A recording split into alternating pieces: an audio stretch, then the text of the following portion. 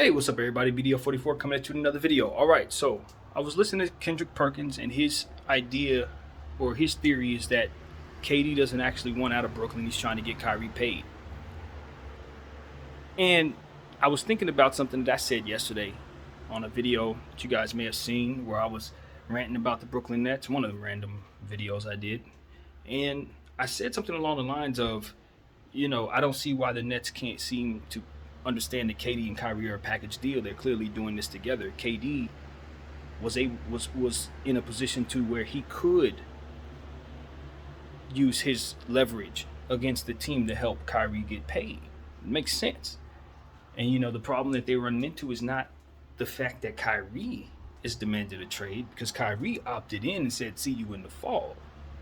KD is the one who opted out and otherwise would have no reason to do so. Now, why would they be willing to play with one another? We want to play together. It's been reported they want to play together. Yes, they want to play together. Now, they could probably do that in LA, but it's not likely they can do that in LA because the Lakers don't want to relinquish Anthony Davis in theory. So if we're aligned with that, it's like, okay, well, Kyrie has to think that, yes, he wants to come to the Lakers. He will come to the Lakers, but the risk, in terms of him trying to get that deal is still high. It's not like Genie's just going to be forking over that money in theory. Maybe he can get paid here, maybe he can't. But the point is, he's probably looking to secure the best opportunity to get that money. Even if it's not a priority number one, you still try to put yourself in a position to best secure that money. That's what a team is going to do around you, regardless if you're thinking like that or not. You know what I mean? You got other people to pay if you're someone like Kyrie Irving. You got people who eat underneath you, so you're going to do the best you can to secure the bag for the business. So I get that part 130%. So it's like, okay, so how does he do that? How to best do that? Well, KD is going to help by using his leverage to opt out or to ask out while you opt in. Then, when they go to try to trade KD, what they find is they can't trade him nowhere because of his demands, which are impossible, and the field, which is even doubly impossible based on what's going on out there with everybody loving young talent and not wanting to give up that young talent, for which, obviously, if you're the Brooklyn Nets in the situation you're in, you clearly need young talent, especially given the fact that you guys don't develop players. So this is one of those situations where it's like, I'm following Perk. I'm following him. Now, Kyrie just bought his home here, but if $200 million is on the line, then that could be a bluff investment. In theory, hell, I want an LA house anyway. Buying a home in LA is not a big deal, especially when you're trying to make people understand that you will literally leave, like for real.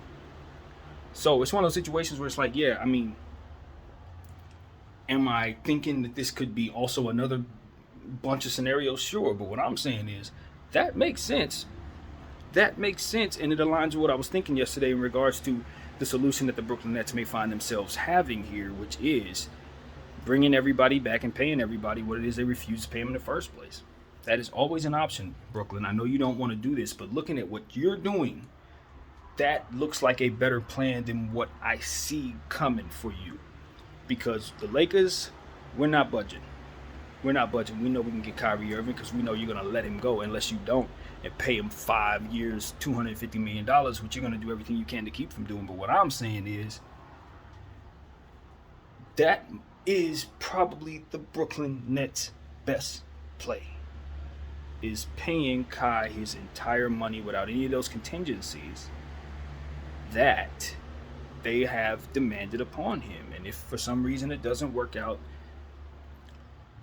you lose nothing because you kept KD, and that's the only way you're going to keep KD, because you're not keeping KD right now, especially if you force him to go through all this when you know he's trying to get his boy paid.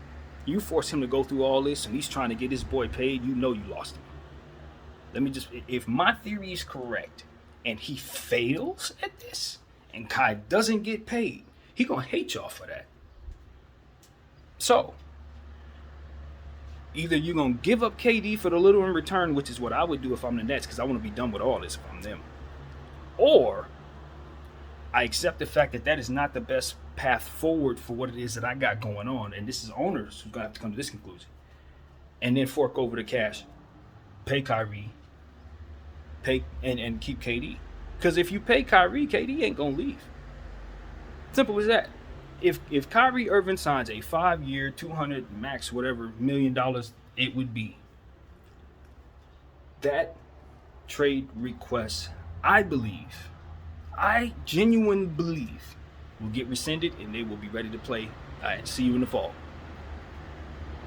In other words, Brooklyn, see you in the fall. If all my theory is correct, that's up to you, Brooklyn. See you in the fall. Who is he talking to? That's up to Brooklyn. Because they can always very easily just put that contract in front of him with all them stupid contingencies, and I guarantee you, responsibly, he's going to sign it.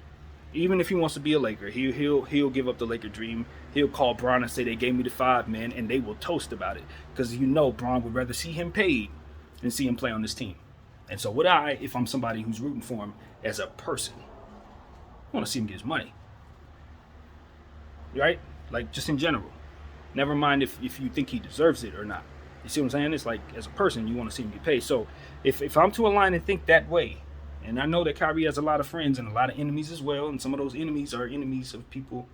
My friend is my friend, my enemy is my enemy of my friend, whatever that saying is. Yeah, they got a lot of the same people that they probably don't like in that same vein. So, when you got mutual enemies coming at you, it's kind of one of those situations where it's like, I want to see you succeed. It's basically what I'd imagine the whole situation is, regardless of the competition on the floor. I think players want to see each other get paid. So being that KD and Kyrie are friends, like genuine friends, that part is seen through the behavior.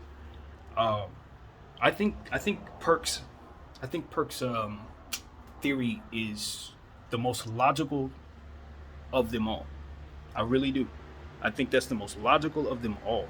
I think that was the play from the beginning, was to try to get Kai paid, man, because we know that respectfully he had ruined his leverage with his behavior.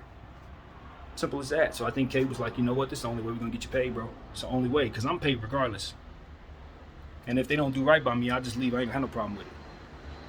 But this thing can still be what we want it to be. All we got to do is get a line for the rest of these 4 or 5 years. And if I'm Brooklyn, I'm looking at it and I'm saying, what else am I going to do for the next 5 years? See, that's my thing. With my Lakers in my situation, I had a plan in my mind that we could have went if we decided we didn't want to go with the win now situation, right? Still can. If Jeannie decides she wants to go in a different direction and blow this entire thing up, I think we can fix our situation real quickly with a couple trades. But we've decided we don't want to do that for whatever reason. I'm cool with that too. Now I'm aligned with what we're doing, so we move forward. But I feel like we could work from within that circumstance if we had to. The Nets, once they trade KD for Raptors, whatever, because that's probably what it's going to be, and then trade, Kyrie to us for Westbrook's contract, and God knows, hopefully we don't give them 2 picks, whatever. They take back THT or something. If they do that, whatever they're about to be for the next 5 years, I can guarantee you it ain't going to look as good as if they just pay Kyrie, keep KD for 5 years, both of them. Have them play their next 5 years together and just try to retool around them. Because then the Royce O'Neal stuff doesn't look as bad. The Patty Mills stuff doesn't look as bad. None of this looks as bad if you stop being silly about what it's going to take to keep KD, which is paying Kyrie.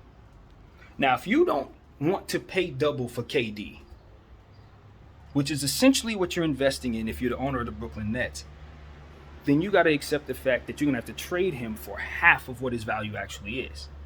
So either you pay him double or trade him for half. Right? Because that's essentially what's on the table for the Brooklyn Nets.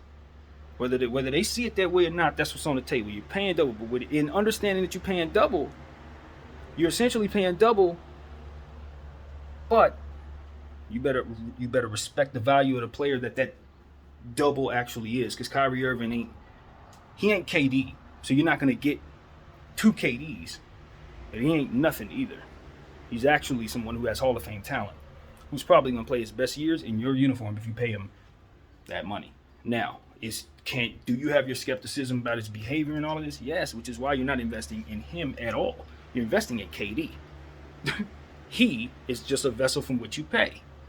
Do you see what I'm saying? So that's how you have to look at it if you're the Brooklyn Nets. And if you're thinking clearly, you're going to make a decision based on that. I'm investing in 33-year-old KD, and what comes with him is this extra $250 million player, a la Clippers situation. Ballmer, with his pockets, of course I can do that. We can do that, and if you like, we can buy another team and do it again. Like, Ballmer's pockets don't end. I respect that not everybody's like that. So maybe the Brooklyn Nets situation is a bit different, and they don't want to go that route. It's perfectly fine. But that's what the cost of business is when you're in the NBA, especially if you want to harbor the best talent. Sometimes you got to get the player that you don't necessarily believe in and pay him all the money in the world. Sometimes you got to bring home his brother in. Sometimes you got to bring in the cousin. You got to bring in the nephew, sister, brother-in-law, something. Like, seriously. This is part of being in the NBA. When you're an owner, you got to invest in certain things that are for the comfort of the centerpiece. That's what Kyrie's going to be. And I know he don't look at himself that way, but that's where the value's at, brother. If you're going to get $250 million, you best believe that's how you're going to get it. Hey, that's just what it is. And I think that's what KD is selling. That's what he's selling. Hey, listen, I get it. This guy's not a $250 million player. But you're not going to tell me I'm not a $450 million player just because the salary cap says I can't get $250. You going to tell me KD can't get $450? Please. KD's worth more than that. It's just the salary caps that makes it so they can't play these guys what they actually owe. You're going to have to give LeBron James $1 billion to play basketball if they didn't have a salary cap. You kidding me? You wouldn't even see him out there. And so what I'm telling you is this. They need to understand that and then just do what they're going to do for the betterment of what it is they can handle, in my opinion. And so I agree with KP. I don't know if it's dead set that that's the only option they would be willing to take. But I have concluded that what he said makes the most sense, and I'm very certain. Hey, Laker fans ain't gonna want to hear this. Some of them will, because some of them have the same skepticism as the rest of the league, and that's respected. But most of us who want him here, we ain't gonna want to hear this. The Nets could very well just pay him 5 years, $250 million, and we'll never see him. I'm just going to be honest with you, because Genie is not trading for that. And I don't know that the Nets would not be in their best interest based on the ineptitude of how they've been behaving to just do it. Let those contracts mature for a couple years. If those guys are not who you thought they were, you trade them and expect to trade them for a half because they're aging. Expect to trade them for even a third because they're aging. So you know the investment is ridiculous risk at this point. But you also understand that you don't want to rebuild. You're not doing right with picks. You've just gone through a lot of stuff where you really honestly ain't make a good decision since you came along. It seems to me that Brooklyn's not ready or it's not able to rebuild. For whatever reason, they choose not to. So with that being said, if you're not rebuilding, what the hell are you putting together that's win now better than KD and Kyrie Irving? And that's what the other pundits have been saying in the camera for the last month and a half. As a Laker fan, I didn't really take that approach. But truthfully, that is the truth. If you're not going to pay the people, then why are you trying to win now? When you know you can't retool at that value. Or maybe you just found that out. You can't retool at that value. Those assets aren't as valuable when traded. Simple as that. So that's the reality. That's what I've concluded. These super duper stars are not as valuable when traded, not based on what they can do, but based on the environment that makes it so difficult to move them. You got to respect that and then do what it takes to keep them because of it. That is their leverage. It's an invisible leverage, but as you can see, it looms. Because if you don't give them what they want, once you try to go through this process, if you're not willing to do certain things, it's not going to work. What you must be willing to do is what Utah is doing. Rebuild and retool.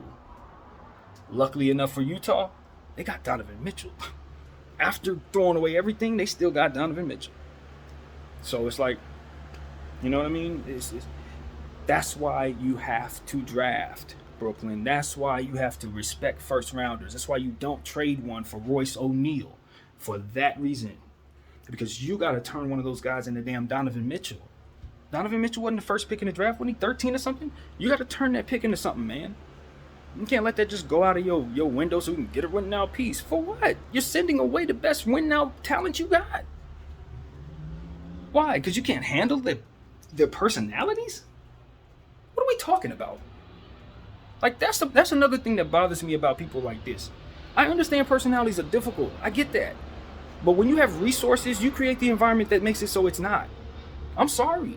I understand when we're broke, you don't have nothing, you got to deal with people who are annoying. Oh my God, I got to deal with them annoying. But if I'm full of money and wealth, just throw money at the situation, bro. What are we doing? You're billionaires. Throw money at the situation. That's what you do. And Kyrie's not showing up to the, you throw money at the situation. Now, what does he need? How can we help the situation? Support. What does he need? Is he on vacation? What can we do to make that circumstance better? And see, that's why I like Mark Cuban, because he put PlayStations on the planes and stuff like that, because he understood you invest in the overall morale of the player and you're going to be cool. You put players in positions to play with players they want to play with, you're going to be cool. That's less headaches for you. Nobody's asking out of a winning situation. I can't stress that enough. So that's what Brooklyn needs to do. They need to establish their culture. Stop skipping steps. Understand that that's what's hurting you. In fact, you're building on a unstable foundation to begin with. Leverage, you gave away all your leverage when you trade away all your picks for superstars that you can't make happy. It ain't deeper than that. It's not. So that's what I would suggest, man. First of all, no owner should try to take on the responsibility of owning an NBA team if they're not ready to throw all the money necessary at it to make it a championship club. You're wasting your time.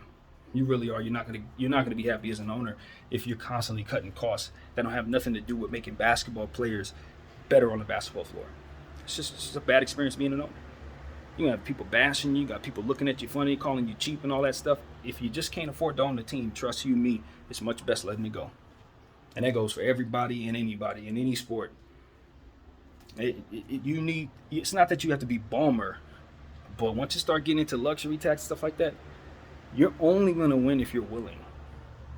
Only going to win if you're willing. If you stay underneath the luxury tax and you want to remain in those situations, you're just going to be an average team at best unless you can land a victor in the draft. But mind you this, once you get him, you better be willing to spend that money, because if you ain't, he's going to go somebody who will. And that is the game. Teams with the location advantage, that game is in place. I'm sorry, it just is what it is. But the owners that are willing to throw money at the comfort of their players will have an advantage that others won't against those locations. And that's what I think. Teams like Brooklyn, they have a sweet medium because they have both. They just got to do things correctly. So, you're not Milwaukee. That's another thing I get frustrated with Brooklyn. You trading away picks. You're not Indiana. You see how hard it is for these teams? OKC, they're hoarding picks because they have to. Utah, they're doing these things because they have to. And in Brooklyn, you're sitting there with this fantastic location, and you won't even hold half of your picks to give yourself the equity necessary to build something sustainable. You can get all of these same players. All of these players that you're targeting, you can get every last one of the caliber that they are if you do things correctly. Can't stress it enough, man. And to think you sharing a city with the Knicks and all the troubles that they've caused their fan base, and you turn around and go down that same path with this stuff. I'm telling you. But it is what it is, man. I'm not a Nets fan, and look, I am a Lakers fan, which means I want the Lakers to continue to play hardball with this team, because as far as I can tell, if I'm reading the tea leaves correctly, they're working with a lot, and they don't seem to be handling it well. So there ain't no sense in doing anything that would give them an advantage. I'm sorry. And I'm sure they see us the same way, but we have that stance, and I'm holding it. So if this deal doesn't get done, we'll see what they do when they go back to the negotiation table. Maybe somebody sees my video and sees the fruit in making a strong decision toward rebuilding or investing in Kevin Durant properly, because that's what's on the table for them. Maybe they get a trade they like. Hey, I could be wrong. We could hear Kevin Durant getting traded to the Golden State Warriors for a plethora of everything. That'll work. But I don't think they can negotiate that type of deal based on what I'm seeing. I don't think so. So we'll see. We'll see what happens. I think everybody's looking at them like I'm looking at them to a degree. It's like you harbor these pieces, you don't want to pay them, you want to trade them, but you don't want to trade them for stuff that makes sense. It's like if you don't want to move, you're gonna have a holdout situation, and you're gonna suck in response to that. That's what comes to that. So yeah, that is my thoughts. I'm gonna eat some lunch and listen to this. I hope everybody has a fantastic week. And my name is BDL44. Thank you all for watching.